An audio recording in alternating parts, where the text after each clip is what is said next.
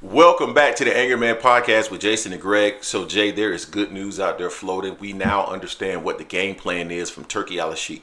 Now, Jay, I'm not going to lie to you. I have been skeptical about Turki Alasheikh for quite some time now.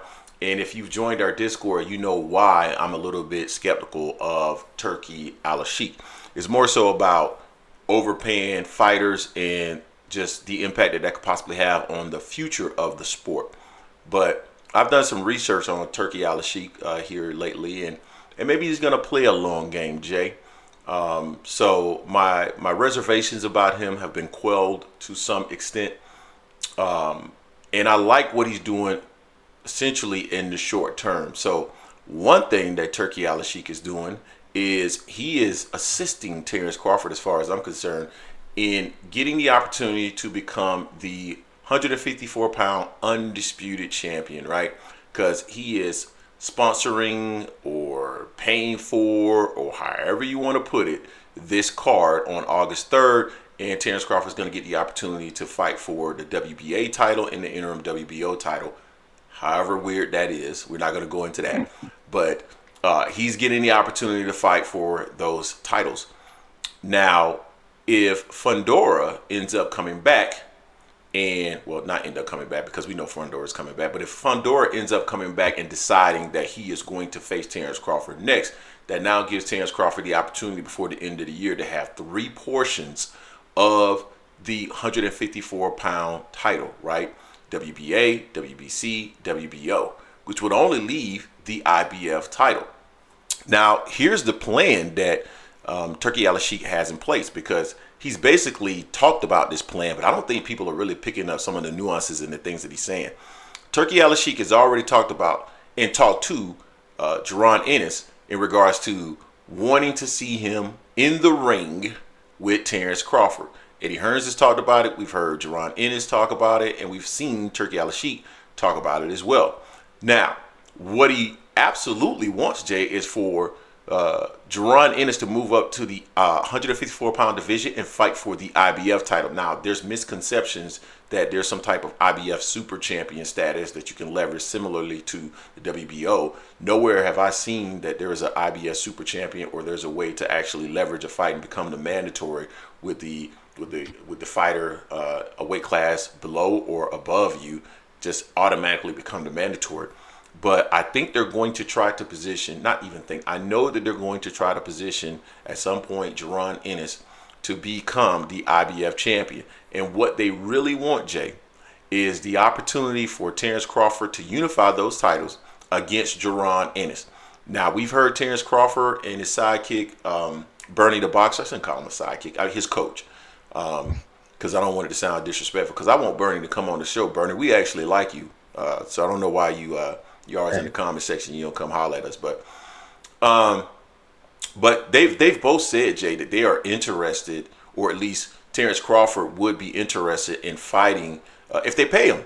Just pay the man, pay him. And Turki Alasheikh is now on board. So Turki Alasheikh, I believe, Jay, will be willing to pay Terence Crawford to make that fight. Terence would also become the unified. So he'd be making it'll be a legacy defining fight.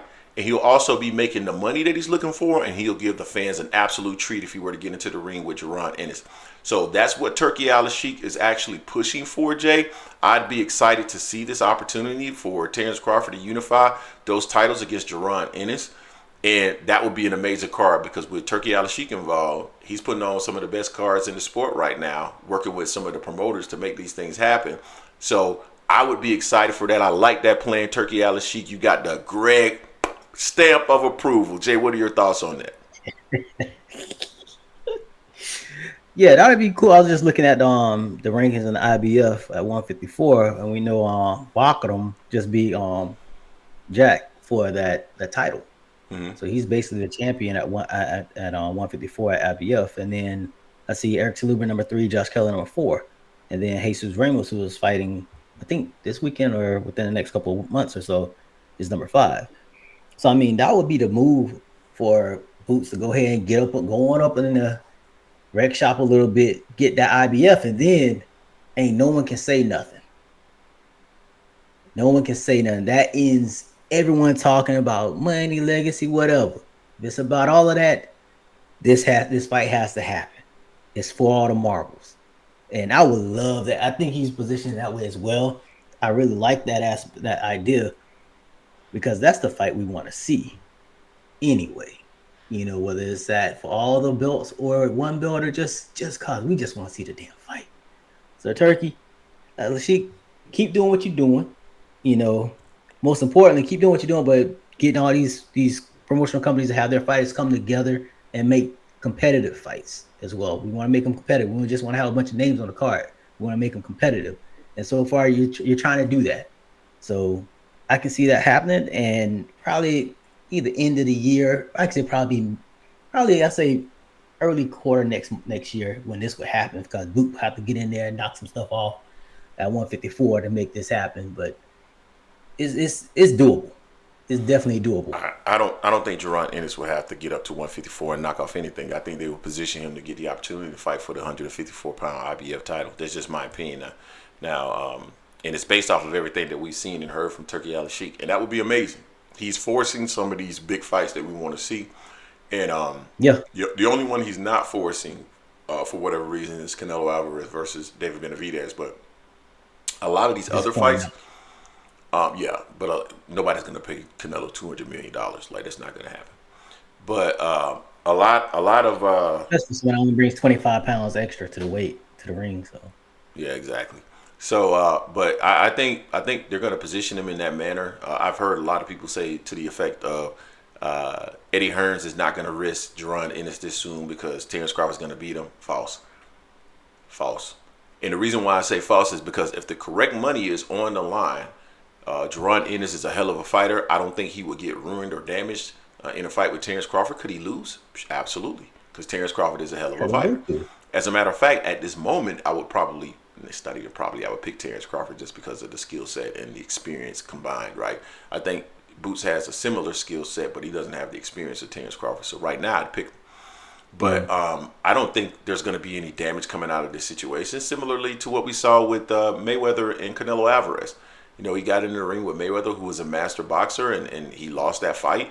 But he came out of that fight better. So I don't anticipate rather there being a detrimental situation to Jaron Ennis. And I don't believe that Eddie Hearn would view it as such. And because of that, I believe he would move forward with this fight absolutely if the correct money is on the line. no, I agree with that. I mean, that's definitely a move right there. It's definitely to get a fight like this in for Ennis, win, lose, or draw, he can still move forward. Question is, if he wins, Crawford's probably done because he really didn't have anything else to prove anyway. He was trying to get his 3-time undisputed. He would have failed at that unless he wants to try to get a rematch with Boots or whatnot at that point in time. So I mean, it's not. I don't know why people make it seem like Boots loses the but it's the end of his career. I'm like, you're losing to the best of his time frame in Bud right now, as far as the last few years and everything. So how's that a knock if he were to lose? I don't get people, but Turki Alasheikh, let's get this fight. Let's get it. Exactly. You guys tell us what you think in the comment section in regards to the master plan of Turki Alasheikh. Will it culminate in a final boss of Jaron Ennis? Or do you see it playing out in a different manner? Let us know what you think. Don't forget to hate, like, comment, and subscribe. This is the Angry Man Podcast, AM Sports Media, and we are out.